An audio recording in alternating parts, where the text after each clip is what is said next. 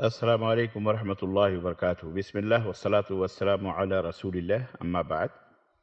دوستو اور بھائیو، یہ زندگی خوشی و غم کا مجموعہ ہے، اور یہ زندگی کی یہی حقیقت ہے۔ آنے والے کو نہ اسے کچھ پتہ ہوتا ہے کہ کیسے آیا، اور جانے والے کو اس کو کچھ پتہ نہیں کہ وہ کب جائے گا۔ مٹی کا پتلا مٹی میں مل کے ہی قرار پاتا ہے، اور یہ دنیا آزمائشوں سے بھری ہوئی ہے۔ لیکن آزمائش اور آزمائش میں فرق ہے۔ مومن کی آزمائش کچھ اور ہے، اور کافر کی آزمائش کچھ اور کہتی ہے۔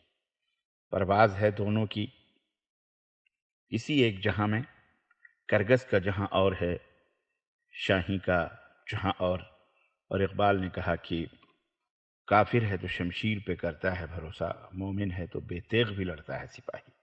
یہ فرق ہے۔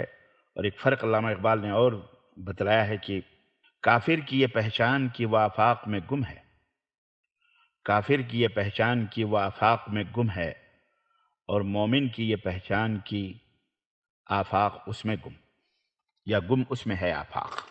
مومن کی یہ پہچان کہ گم اس میں ہے آفاق۔ تو بیان ہی اسی طرح سے ابتلا اور آزمائش۔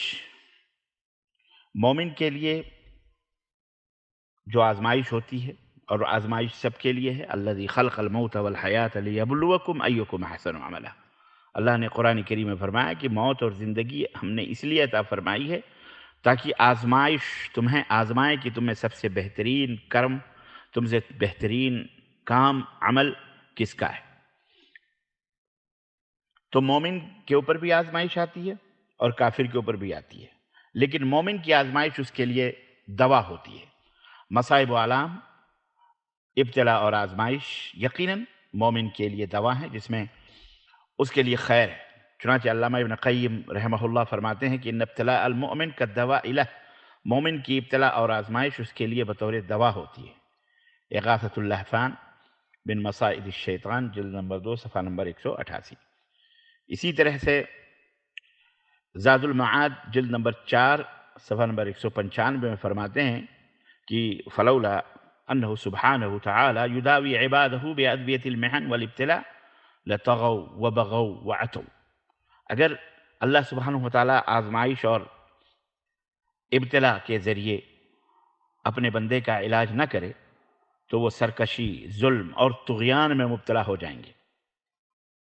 تو یہ وصول ہے کہ مومن کو جو تکلیف پہنچتی ہے وہ اس کے لیے خیر ہے، لیکن اس کے بالمقابل کافر کے لیے جو تکلیف اور جو دکھ، جو آزمائش، جو مصیبت، جو رنج، جو محن پہنچتے ہیں، یقیناً ان کے لیے ہلاکت اور بربادی ہے۔